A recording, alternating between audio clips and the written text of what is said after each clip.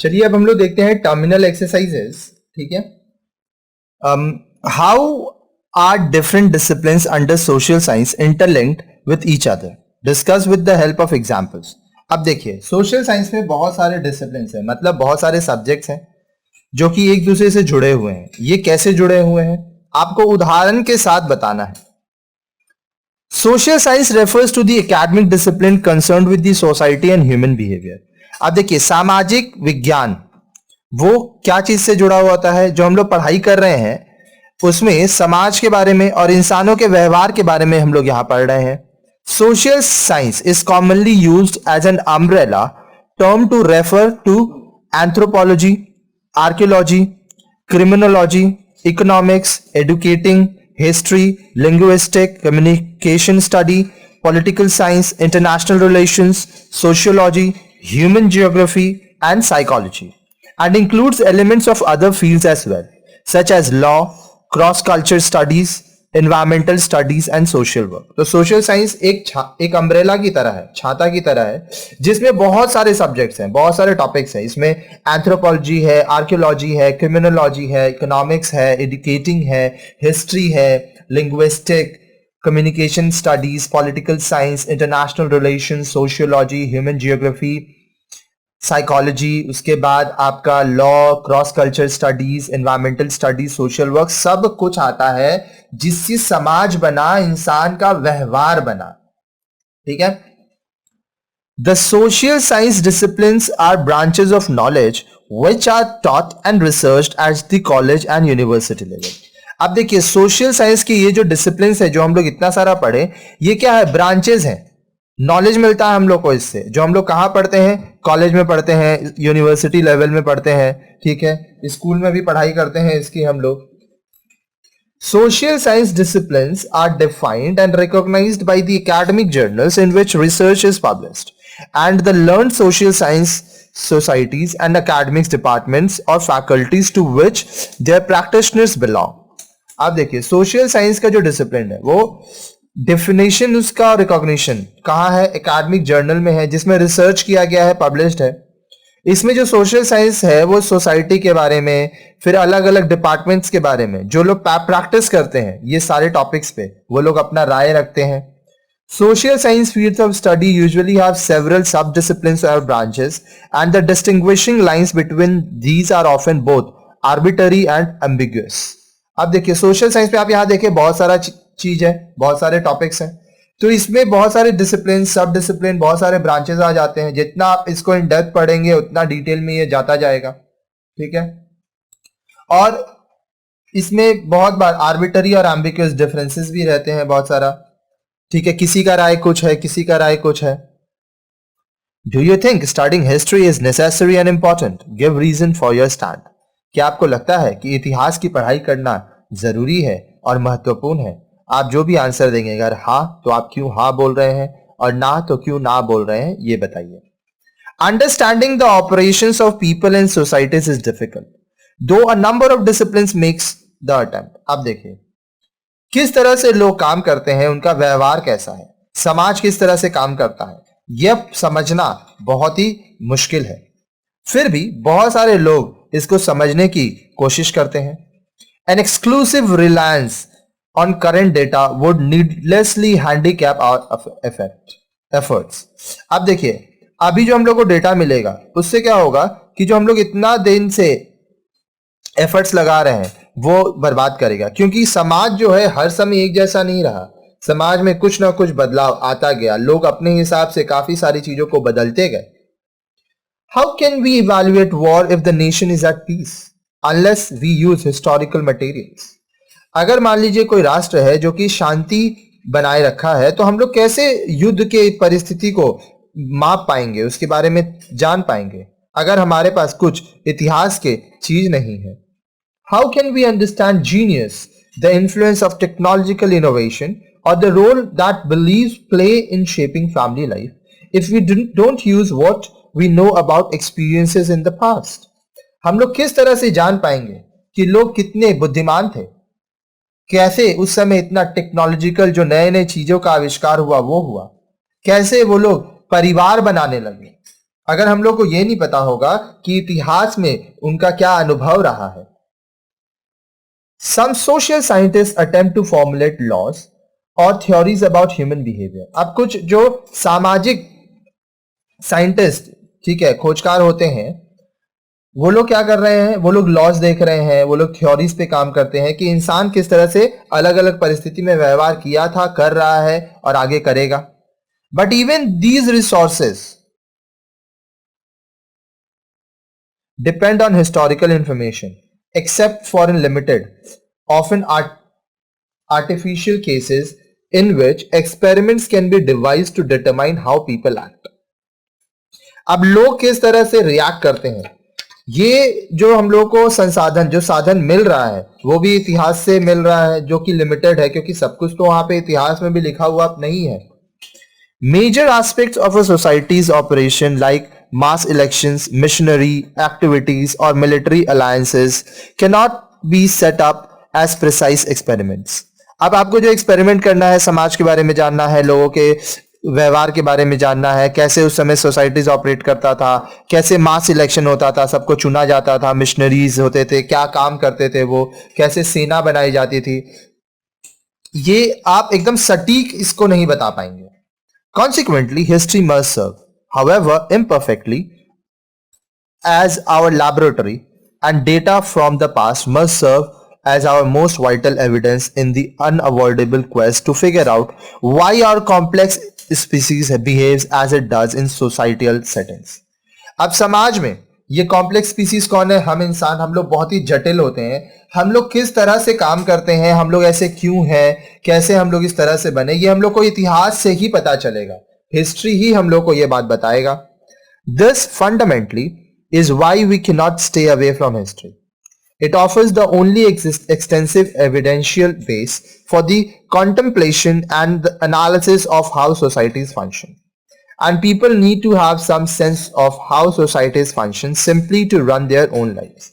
अब देखिए, इसलिए अगर हम लोग इतिहास से दूर नहीं रह सकते, क्योंकि ये इतिहास जो है, हिस्ट्री हम लोग को बताता है, एविडेंस देता है, सबूत देता है कि हम लोग कहां से आए हैं, समाज कैसे चलता था, चलता है, और जो आज लोग रह रहे हैं वो किस तरह से अपने जीवन को जी सकते हैं, अच्छे से रह सकते हैं। ये उनको अपने इतिहास के बारे में जानकर ही पता चलेगा। इतिहास की बहुत सारी ऐसी बातें होंगी जो उन लोगों को सही लगेंगी, वो उनको मानेंगे। बहुत सारी ऐसी बातें होंगी जो उनको सही नहीं लगेगी, तो वो अपने हिसाब से नई कुछ चीजें लाएंगे। What is the relationship between archaeology and history? अब आर्कियोलॉजी और हिस्ट्री में क्या संबंध है? The mutual relationship between archaeology and history can be considered on the basis of the links between each of them and anthropology. अब देखिए, archaeology और history में जो आपसी संबंध है वो इस तरह से हम लोग देख सकते हैं, जो बहुत सारे लिंक्स हैं इनके बीच में और एंथ्रोपोलॉजी के बीच में। This seems to be a realistic criterion of the distance or closeness of the cognitive perspective of archaeology and history. अब देखिए, यहां पे जो क्राइटेरिया हम लोग दे रहे हैं वो हम लोग को बताता है कि इन लोगों में कितना डिस्टेंस है, कितना क्लोजनेस है, ठीक है। Archaeology sources provide as rule information about certain relations, states and situations formed during the historical process. Written sources also and first of all provide information about events. अब देखिए, हिस्ट्री का branch होता है archaeology, जिसमें वो लोग हर एक चीज पे इन डेप्थ रिसर्च करते हैं।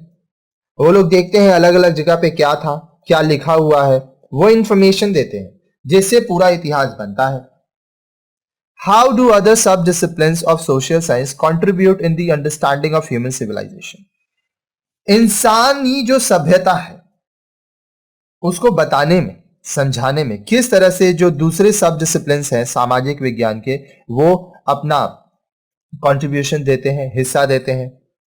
The basic needs of man may be food, clothing and shelter, but education is something that has found its place within the list. अब देखिए, इंसान का जो मूलभूत आवश्यकताएं होता है वो होता है खाना, कपड़ा, रहने के लिए घर, मकान, लेकिन साथ ही साथ जो पढ़ाई लिखाई है, एजुकेशन, ये भी एक ऐसा चीज है जिसको इस लिस्ट में शामिल किया गया।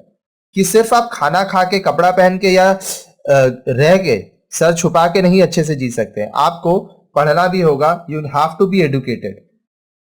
The importance of education can not be stressed enough since it forms the basis of developing human civilisation. अब देखिए, पढ़ाई का जो महत्व है इसको बहुत ज्यादा हम लोग स्ट्रेस नहीं कर सकते, क्योंकि ये जो इंसान का जो विकास हुआ है उसमें बहुत महत्व रहा है इसका बेस है वो. It is one of the core branches of knowledge that is essential for the passing of an wisdom for one generation to the next. अब देखिए, पढ़ाई से ही आप बता पाएंगे, आप अपने ज्ञान को लोगों तक पहुंचा पाएंगे. एक पीढ़ी से दूसरी पीढ़ी तक आप चीजों को बता पाएंगे, आप कैसे रहते थे वो समझा पाएंगे. History is a discipline of science which deals with the study of human race in previous times with regard to scientific discoveries, important events, documented findings and archaeological evidence. अब देखिए, हिस्ट्री क्या है? ये एक ऐसा डिसिप्लिन है science का, विज्ञान का एक ऐसा तत्व है जिसमें इंसान कहां से आया वह हिस्ट्री हमें बताता है. वह साइंटिफिक डिस्कवरीज, क्या क्या विज्ञान हुए थे, क्या क्या घटनाएं हुई थी, क्या क्या डॉक्यूमेंट्स मिला है, आर्कियोलॉजिकल एविडेंस, जहां पे खुदाई हुई वहां पे चीजों को खोजा गया और पता किया गया इंसान कैसा था और वो अभी कैसा है और क्यों है. Specific areas in the field of history deal with the study of events and development in particular time periods or geographical, regional historical studies. अब देखिए, स्पेसिफिक एरिया है हिस्ट्री का जिसमें हम लोग अलग अलग घटनाओं के बारे में पढ़ते हैं, कैसे एक समय पे भौगोलिक क्षेत्रिक कैसे विकास हुआ, ये हम लोग हिस्ट्री में पढ़ते हैं. In addition to this there are also sub fields like social history, diplomatic history, gender history and even history of people. अब इसके साथ हम लोग ये भी जोड़ सकते हैं कि ये जो हिस्ट्री है इसका भी सब फील्ड था. हम लोग सामाजिक इतिहास पढ़े, डिप्लोमेटिक हिस्ट्री पढ़े, जेंडर के हिसाब से हिस्ट्री देखे, और जो लोग रह रहे हैं उनका इतिहास कैसा था वो भी देखे. अब क्वेश्चन 5 देखिए, write a short note on the factors that led to the rise of community and social life during chalcolithic and bronze age. अब देखिए, शॉर्ट नोट लिखना है आपको कि किस तरह से कैलकोलिथिक और ब्रॉन्ज एज में लोगों का जो कम्युनिटी है उसका राइज हुआ, सोशल लाइफ जो है वो विकास किया. The bronze and iron ages are meant to convey the broad overall picture. अब देखिए, ब्रॉन्ज और जो आयरन एज था वो हम लोग को ओवरऑल क्या पिक्चर हुआ वो उसके बारे में बताते हैं. Most likely these ages did not begin solely in south west Asia but वो arrived at independently at later dates in other regions as well. अब देखिए, एशिया के साउथ वेस्ट हिस्से में यह सिर्फ चालू नहीं हुआ, बाद में यह दूसरी जगह पे भी आरंभ होने लगा. क्या चीज? Bronze age, iron age. The transition of iron age was critical not because of any property of the metal itself. Iron is not harder than bronze but rather because iron is overwhelmingly more abundant than copper and tin. अब देखिए, ये जो iron age आया ये इसलिए critical नहीं था कि ये दूसरे जो धातु है जैसे आयरन ब्रॉन्ज से ज्यादा सख्त नहीं है, लेकिन ये इसलिए आया क्योंकि इसका तांबा पीतल से, ठीक है, तांबा से, टिन से ज्यादा अच्छा रिस्पॉन्स आने लगा. जो लोहा से बना हुआ सामान होता था वो ज्यादा टिकाऊ रहता था, ज्यादा दिन चलता था, वो ज्यादा मजबूत भी होता था.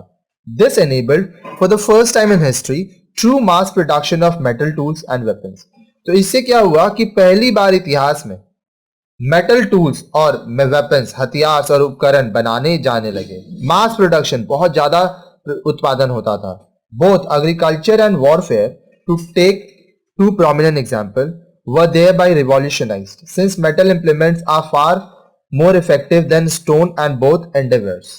अब देखिए, खेती में या लड़ाई में दोनों जगह पर जो धातु से बने सामान होते थे वो ज्यादा इफेक्टिव होते थे पत्थरों के मुकाबले, कॉपर टिन के मुकाबले. The bronze and iron age have little relevance for the pre colonial America. अब देखिए, जो प्री कॉलोनियल अमेरिका था उसमें ब्रॉन्ज एज और आयरन एज इसका उतना महत्व नहीं हुआ. Prior to the arrival of Europeans, the Bronze Age was reached only by the Inca, the final Andean civilization, while the Iron Age did not occur at all. अब देखिए, Europeans के आने के बाद, आने से पहले, प्रायर पहले होता है. ब्रॉन्ज एज क्या हुआ? Inca final and ideal civilisation तक पहुंचा और आयरन एज तो वहां पहुंचा ही नहीं. ठीक है.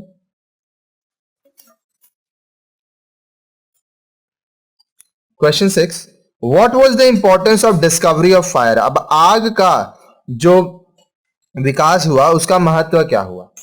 ठीक है.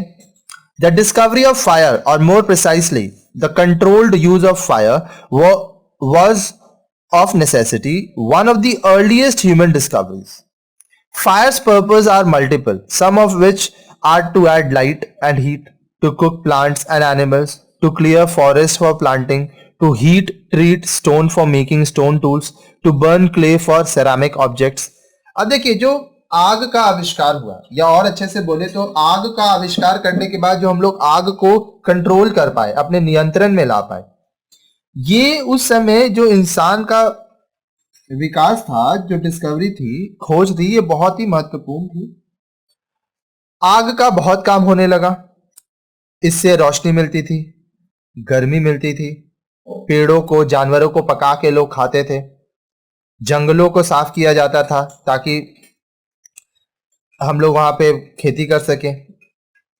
उसके बाद पत्थरों को गर्म किया जाता था ताकि उससे हम लोग उपकरण बना सके. फिर हम लोग क्ले गर्म करते थे, उससे हम लोग सेरामिक ऑब्जेक्ट्स बनाते थे, बर्तन बनाते थे. तो आग से खुद को वो लोग सुरक्षित भी रखते थे. Explain briefly the subject matter of economics. अब यहां पे देखिए, इकोनॉमिक्स जो है उसके बारे में हम लोग को संक्षिप्त में बताने बोल रहा है.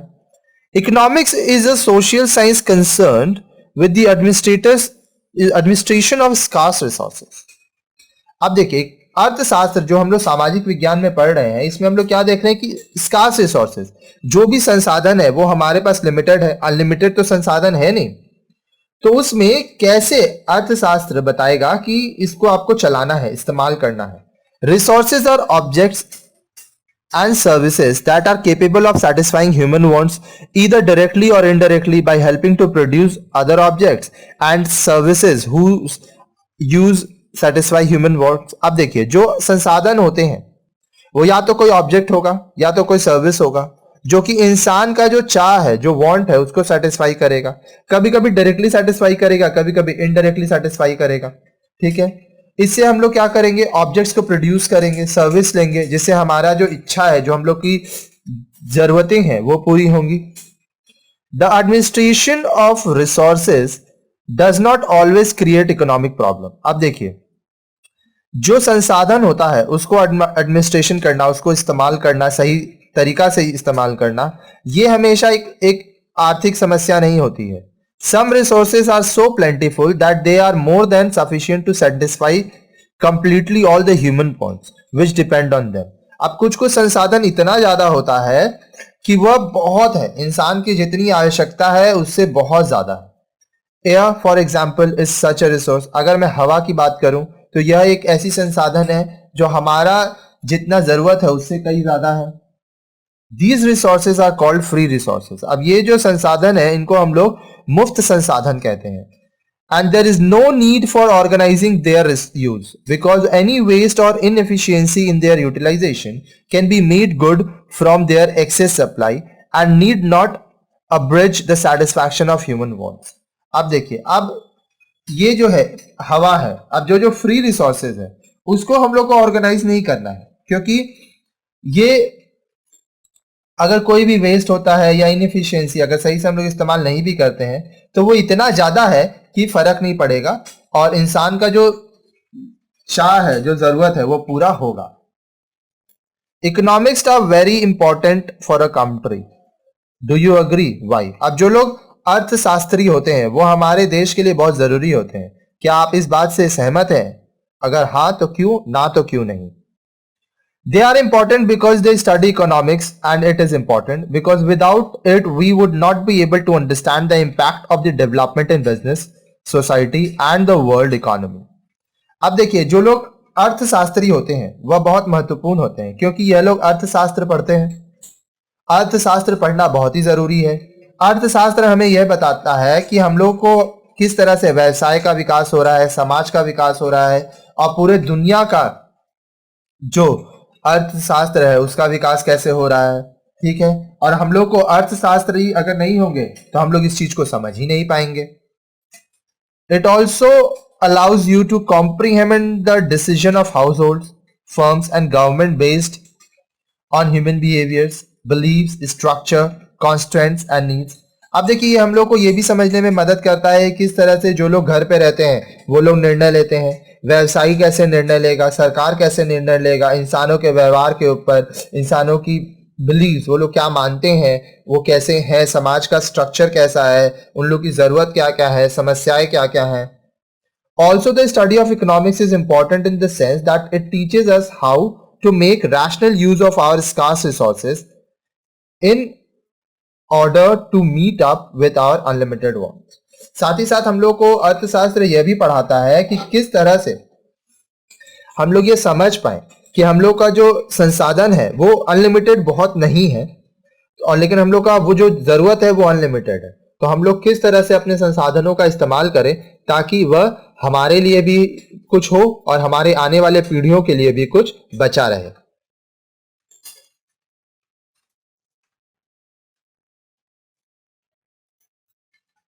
अब देखिए, क्वेश्चन 9 पढ़ते हैं। Find out why plastic bag needs to be banned. Prepare a project bringing out the advantages and disadvantages of metal and plastic. अब देखिए, आप ये पता करिए कि जो प्लास्टिक बैग हम लोग इस्तेमाल करते हैं इसको क्यों रोक देना चाहिए, क्यों इस पर रोक लगाना चाहिए। एक प्रोजेक्ट बनाइए जिसमें आप ये बताइए कि क्या क्या फायदे हैं धातु के, प्लास्टिक के, और क्या क्या नुकसान है धातु से और प्लास्टिक से। ठीक है, plastic bags are made out of non biodegradable substance. अब देखिए, प्लास्टिक बैग जो बनता है वह उस चीजों से बनता है जो कि नॉन बायोडिग्रेडेबल है, वह नष्ट नहीं होते हैं जल्दी। Because they are durable they do not rot. अब देखिए, वो ड्यूरेबल है, वो जल्दी से खराब नहीं होते हैं। Scientist believe that it would take up to 1000 year to break down. Scientist को ऐसा लगता है कि प्लास्टिक को गलने में, पूरा बर्बाद होने में कितना साल लगेगा, लगभग 1000 साल। In that time plastic bags separate into smaller toxic particles that contaminate the soil and even waterways। अब देखिए, इस समय में जो प्लास्टिक बैग है वो क्या होगा, वो छोटे छोटे टुकड़ों में टॉक्सिक पार्टिकल्स बनेंगे। ठीक है, जो कि कहाँ जाएंगे, हमारे जमीन में जाएगा, पानी में जाएगा। Even if we try to burn them it pollutes the atmosphere. अगर हम लोग प्लास्टिक जलाते भी हैं तो उससे जो धुआं निकलेगा उससे हमारे वातावरण में प्रदूषण फैलेगा। The advantage of plastic are lightweight, chemically resistant, can easily be shaped, durable, easy to color in the mass, thermically insulating, acoustically insulating, electrically insulating, energy saving।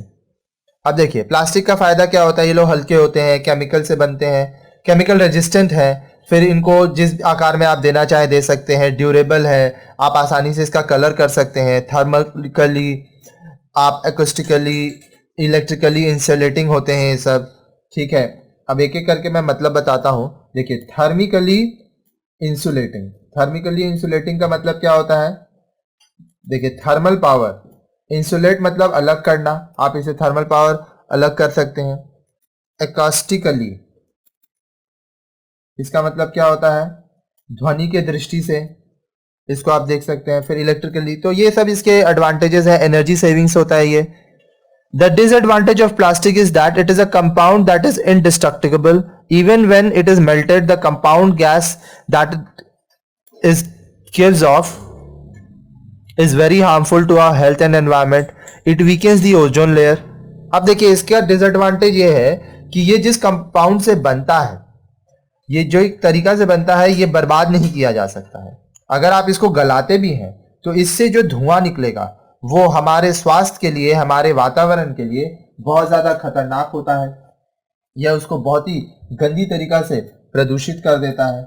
Ozone layer को भी यह प्रदूषित करता है, ओजोन लेयर को यह कमजोर कर देता है, जिससे क्या होता है कि लोगों को कैंसर होने का ज्यादा चांसेस रहता है।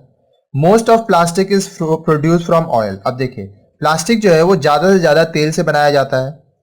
The world is gradually running out of oil. अब दुनिया में जो तेल है वो आस्ते आस्ते खत्म ही हो रहा है। Scientist are now developing plastic that are made from vegetable oil and other organic matter. अब जो वैज्ञानिक हैं वो यह कोशिश कर रहे हैं कि वह वेजिटेबल ऑयल और ऑर्गेनिक मैटर से प्लास्टिक बनाए।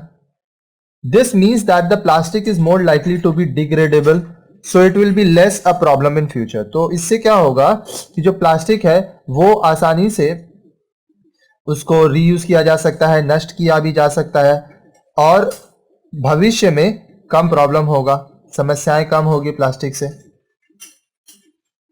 The kind of advantage and disadvantage that you may face from using metal depend on how you intend to use it. अब देखिए धातु से इसका जो फायदा है या नुकसान है ये इस बात पर निर्भर करता है कि आप उसको किस तरह से इस्तेमाल कर रहे हैं। If you wish to construct a metal building such as an addition to your home like a garden shed, it has the advantage of being sturdy enough not to require the use of concrete pillars to keep it upright. अब मान लीजिए आप का एक metal building बना रहे हैं, ठीक है, जैसे कि आप अपने गार्डन को शेड दे रहे हैं, ठीक है, तो इस समय क्या होगा आपका फायदा रहेगा क्योंकि जो कंक्रीट पिलर्स हम लोग बनाते हैं वो नहीं बनाना पड़ेगा। Buildings made of metal are also more durable to weather unlike buildings made of wood and are less prone to burning. अब देखिए लकड़ी से जो हम लोग बिल्डिंग बनाते हैं उसमें आग लगने की चांसेस रहती है, लेकिन जो मेटल से बनता है, धातु से बनता है, लोहा से बनता है, वो ज्यादा ड्यूरेबल रहता है। Despite all advantage of building made of metal there are also certain disadvantage. अब देखिए हम लोग जो बिल्डिंग बनाते हैं धातु से उसके बहुत सारे फायदे तो हैं, लेकिन साथ ही साथ इसका नुकसान भी है। Metal may face the risk of rust, especially since if it is located outside and at the mercy of rain. अब जो धातु है उसमें जंग लग सकता है अगर उसको बाहर लगाया जाए और उसमें बारिश का पानी गिरे। This not only affects the outside of a structure but also the inside of it. Metal buildings are known for being difficult to seal completely from water. अब देखिए इससे क्या होगा, सिर्फ बाहर से तो आपका खराब नहीं होगा, अंदर भी जंग लगेगा। जो मेटल से बना हुआ बिल्डिंग होता है उसको बहुत ही मुश्किल होता है पानी से बचाना। Other disadvantage includes the difficulty of metal tools. अब देखिए मेटल से बने हुए जो उपकरण होते हैं उनका इस्तेमाल करना बहुत आसान नहीं होता है। अब देखिए चलिए आइए अब हम लोग करते हैं additional important question, short question answer type question, ठीक है। What do you know about iron age? अब आयरन एज के बारे में आप क्या जानते हैं? The Iron Age is the archaeological period general occurring after the Bronze Age, marked by the prevalent use of iron. The early period of the age is characterized by the widespread use of iron or steel. The adoption of such material coincided with other changes in society, including differing agricultural practices, religious beliefs and artistic styles. अब देखिए जो iron age है वो क्या है, उस वक्त को कहता है जो कि ब्रॉन्ज एज के बाद आया, ठीक है, और यहां पर लोहा का इस्तेमाल होने लगा। ये पीरियड वो है जब आयरन और स्टील का इस्तेमाल बहुत होने लगा, ठीक है, और ये फैलने भी लगा बड़ी तेजी से। अब यहां पे क्या हुआ, ये जो समाज है उस समय का उसमें बदलाव आने लगा क्योंकि वो लोग आयरन स्टील से बने हुए चीजों का इस्तेमाल करने लगे, ठीक है। खेती में वो लोग इस्तेमाल करते थे इससे, वो लोग जो धार्मिक चीजें करते थे, जो वो लोग कलाकृति करते थे, उसमें वो लोग आयरन स्टील का इस्तेमाल करने लगे। What do you know about the subject of economics? अब इकोनॉमिक्स के बारे में आप क्या जानते हैं? The study of how the forces of supply and demand allocate scarce resources, ठीक है। Subdivided into microeconomics, which examine the behavior of firms, consumers, and the role of government, and macroeconomics, which looks at the inflation, unemployment, industrial production, and the role of government. अब देखिए economics में क्या हो रहा है, हम लोग supply और डिमांड इसके बारे में देख रहे हैं। क्या चीज का सप्लाई डिमांड है? वह संसाधन जो हम लोग इस्तेमाल करते हैं, स्कार्स रिसोर्सेज, ठीक है। अब इसको और बांटा गया माइक्रो इकोनॉमिक्स में, जिसमें हम लोग जो व्यवसायी है, कस्टमर्स है और सरकार है, उसके बारे में देखने लगे कि उनका व्यवहार कैसा था। फिर मैक्रो इकोनॉमिक्स, जिसमें हम लोग इन्फ्लेशन, कैसे किसी चीज का दाम बढ़ता है, घटता है, क्यों लोग अनएम्प्लॉयड हैं, कितने लोगों को नौकरी नहीं मिली है। फिर इंडस्ट्रियल प्रोडक्शन क्या हो रहा है, सरकार का क्या रोल है सब चीज में, वो भी देखते हैं। What do you know about archaeology? अब आर्कियोलॉजी के बारे में आप क्या जानते हैं? Archaeology is the scientific study of past cultures and the way people lived based on the things they left behind. Culture is the shared ways of life learned by a group of people, including their language, religion, technology and values. अब देखिए archaeology क्या है? ये एक scientific study है, ठीक है, वैज्ञानिक पढ़ाई है, जिसमें हम लोग इतिहास में लोग क्या संस्कृति का पालन करते थे, किस तरह से वो लोग रहते थे, ठीक है, वो हम लोग पढ़ते हैं उन चीजों को देख के जो वो लोग छोड़ के गए हैं। अब देखिए, जो संस्कृति है वो उस समय के लोग कैसे बांटते थे, किस तरह से बात करते थे, क्या धर्म अपनाते थे, क्या टेक्नोलॉजी था, क्या वैल्यूज था, क्या क्या चीज वो लोग मानते थे, क्या नहीं मानते थे, ये सब चीज हम लोग आर्कियोलॉजी में देखते हैं।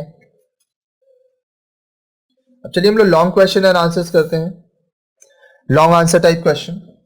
What do you know about the importance of geography? अब जियोग्राफी का क्या महत्व है, उसके बारे में आप क्या जानते हैं? We all live our life geographically, भौगोलिक क्षेत्र में हम लोग सब अपने जीवन को जीते हैं। Planet earth is our home, धरती यह हमारा घर है।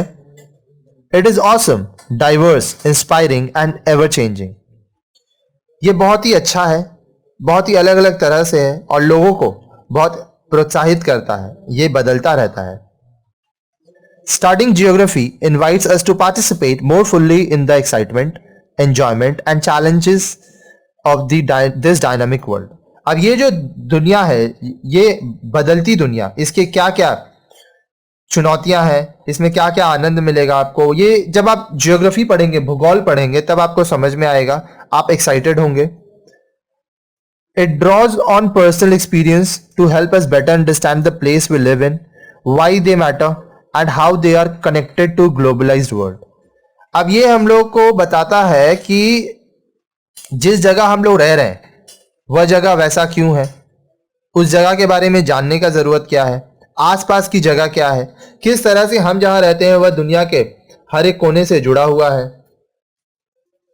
Geography draws from across the physical, cultural, economic and political sphere to eliminate key issues for the present and the future, explored at the all scales from the personal to local and the global. अब भूगोल में हम लोग क्या कर रहे हैं? Physical, cultural, economic और पॉलिटिकल स्फीयर देखेंगे। इसमें हम लोग की इश्यूज देखेंगे आज का और भविष्य में क्या हो सकता है, हर एक चीज को हम लोग एक्सप्लोर करेंगे, पर्सनल लेवल पे, लोकल लेवल पे, ग्लोबल लेवल पे। आप जहां रहते हैं वह कैसा है, आपके आसपास का जगह देखेंगे, फिर पूरे दुनिया का जगह देखेंगे, जानेंगे कि जो धरती है वो हर एक जगह पर कैसी है। Through geography, we learn to appreciate the diversity of landscapes, peoples and culture. अब भूगोल से हम लोग को पता चलता है कि अलग अलग जगह पे जमीनी स्तर पर कैसा है, लोग कैसे हैं, संस्कृत कैसा है, वो लोग क्या धर्म मानते हैं, कैसे हैं वो लोग। Geography is therefore a vital subject resource for 21st century global citizens, enabling us to face questions of what it means to live sustainably in an interdependent world. अब देखिए, भूगोल जो है, जियोग्राफी, वो 21वीं सदी में जो लोग रह रहे हैं उनको लिए एक बहुत ही महत्वपूर्ण विषय है जानना, ताकि उनको पता चले कि किस तरह से ये दुनिया में हर एक लोग एक दूसरे के ऊपर निर्भर हैं, एक दूसरे पर डिपेंड करते हैं। Geography helps us investigate and to think critically and creatively about the complexities of places and different views and feelings relating to places. अब जियोग्राफी हम लोग क्या कर रहा है? ये इन्वेस्टिगेट कर रहा है, ध्यान दे रहा है और बता रहा है कि अलग अलग जगह पे क्या क्या जटिलताएं हैं, आप अलग अलग जगह को किस नजर से देख रहे हैं, क्या वहां पे अनुभव है, क्या फीलिंग है, ठीक है। Geography is studied through inquiry, this inquiry requires the formulation of effective questions. अब देखिए, भूगोल जो है ये हम लोग कैसे पढ़ रहे हैं? इंक्वायरी करके, ठीक है, इसमें इंक्वायरी होता है, इसमें बहुत सारे सवाल होते हैं, जिस सवाल का जवाब ढूंढना पड़ता है। Field work and outdoor education are essential to geography. अब देखिए, फील्ड वर्क जहां आप काम कर रहे हैं, ठीक है, वो जरूरी है। जगह जगह जाके जमीनी स्तर पर क्या सच्चाई है वो जाननी जरूरी है। The subject helps develop significant elements of the skills framework with a strong emphasis on utilizing maps and visual images as well as new technologies including geographical information। अब ये जो सब्जेक्ट है इसमें हम लोग क्या पढ़ रहे हैं, अलग अलग जगह के बारे में, ठीक है, और मैप्स के बारे में, फिर इमेजेस के बारे में, क्या क्या टेक्नोलॉजी इस्तेमाल हुई अलग अलग जगह पर, जमीनी स्तर को हम लोग देखते हैं। These transferable geographical skills help to equip us for lifelong learning as responsible global citizens। अब देखिए, ग्लोबल सिटीजन्स कहने का मतलब पूरे दुनिया में जितने भी लोग हैं सब तो इसके सिटीजन ही हैं, यहाँ रहने वाले हैं, तो वो उनका क्या फर्ज है ये सब हम लोग पढ़ते हैं। कैसे एक जगह दूसरी जगह से जब जुड़ा है, हम लोग एक दूसरे से जुड़े हैं, तो एक दूसरे के प्रति हमारा क्या उत्तरदायित्व है वो हम लोग पढ़ते हैं जियोग्राफी में। अब देखिए, what is the importance of sociology. अब सोशियोलॉजी का क्या महत्व है ये हम लोग देखेंगे। Of the various social sciences sociology seems to be the youngest. अब देखिए, सोशल साइंस में बहुत चीजें हैं जिसमें सोशियोलॉजी सबसे लास्ट में जोड़ा गया, सबसे आप कह सकते हैं जवान है सारे सब्जेक्ट के हिसाब से।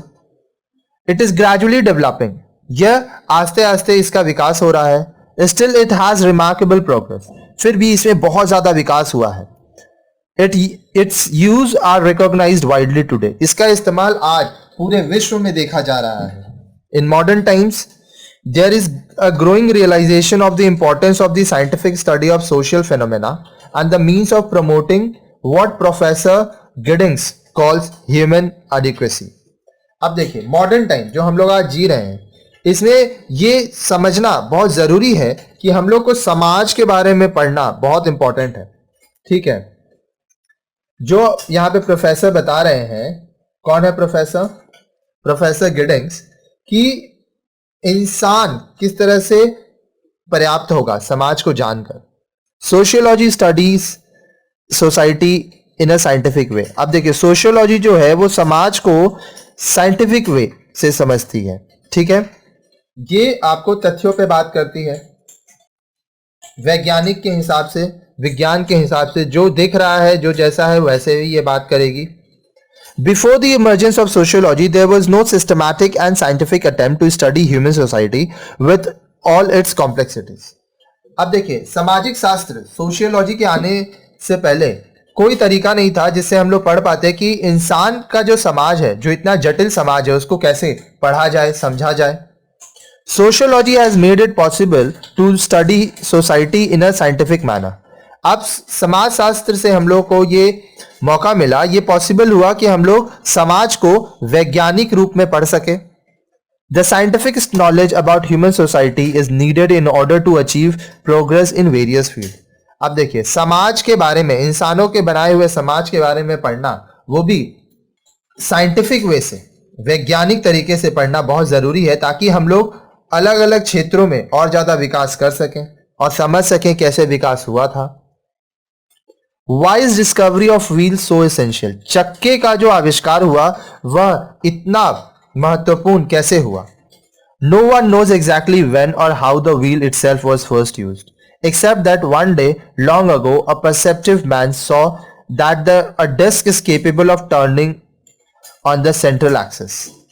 किसी को यह नहीं पता कि कब और कैसे सबसे पहली बार चक्के का इस्तेमाल हुआ, एक्सेप्ट यह छोड़कर कि एक आदमी एक दिन यह ध्यान दिया होगा कि एक डिस्क जो गोल होता है वह घूम पा रहा है सेंट्रल एक्सिस पे। It's fairly certain that he didn't sit down at that moment and formulate any laws of physics, but his first wheel did just what all wheels since have done. It lessened the friction between an object and the surface beneath it and thereby made it much easier to move the object along। अब देखिए, उस समय वो उस पे बैठा नहीं होगा या कोई फिजिक्स का लॉ ट्राई नहीं किया होगा, लेकिन ये हुआ होगा जो आज भी चक्का करता है, उस समय वह आसानी से मूव किया होगा, ठीक है। और फ्रिक्शन हुआ होगा। फ्रिक्शन होना मतलब लड़ना, घर्षण हुई होगी, जिससे वह घुमा और बहुत ही भारी भारी सामान को भी वह एक जगह से दूसरी जगह तक ले जाने में सक्षम हुआ। The importance of wheel discovery was such that 110 historians would be far wrong in claiming that the world began moving toward its present civilization on Sumerian wheels. अब देखिए व्हील का जो चक्कों का जो आविष्कार हुआ, इसका महत्व ये है कि 110 हिस्टोरियन मतलब इतिहासकार बहुत गलत हो जाएंगे अगर वो ये क्लेम करेंगे कि जो दुनिया है, world began moving towards its present civilisation, दुनिया आज जो जी रहा है, जो आज की जो सभ्यता है, वो सुमेरियन व्हील से हुआ। Fragments of ancient culture indicate that the first wheel were probably developed in logical steps. अब देखिए जो हम लोग को प्राचीन संस्कृति के हिसाब से समझ में आता है कि जो पहला चक्का बनाया गया था उसका कुछ लॉजिकल स्टेप्स था। फ्रॉम रोलर्स और logs which were very likely the first wheel-like devices, solid wheels evolved, which were little more than chunks of round trees trunks on a fixed axle. अब देखिए रोलर्स होते होंगे, या तो पेड़ों का टहनी होता होगा जो घूमता होगा, या पहला जो डिवाइस बना चक्कों की तरह वो सॉलिड व्हील्स होते होंगे जो कि बनाया गया, जो कि बड़े बड़े पेड़ों के टहनी होते थे जिसको एक्सल से जोड़ा जाता था। After centuries of bumping and wobbling on the massive solid wheels, the hub and spokes were introduced, making it possible to construct wheels in sections. अब बहुत बार सालों तक, हजारों सालों तक वो लोग बड़े बड़े चक्कों पे गए होंगे, फिर हब बना होगा, स्पोक बना होगा, जिससे पॉसिबल हुआ कि वो लोग जो चक्का है उसको छोटा छोटा बना सके। As wheels turned faster, they wore faster and became lopsided. अब जैसे जैसे जो चक्के हैं वो तेजी पकड़ने लगे, वो और ज्यादा तेज हो गए। ठीक है, अब देखिए यहां पे एक वर्ड है LOPSIDED, ठीक है।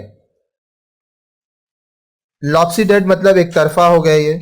Metal came into common use to sheath the axle from the grinding wear of the wheel action, and tyres of wood और copper were devised to stand up better under the rigorous travel. अब देखिए metal से axle बनाने लगे होंगे लोग, ठीक है, जो कि उस चक्के पे जोड़ दिए होंगे, लकड़ी से, तांबे से वो लोग चक्के बनाते होंगे, जिससे उन लोग का जो यात्रा था वो थोड़ा आसान हो गया होगा। तो इस तरह से आस्ते आस्ते करके बहुत ही बड़े चक्के से आस्ते आस्ते छोटे चक्के पे आए, विकास हुआ, जैसे जैसे वो लोग समझ पाए वो लोग विकास किए।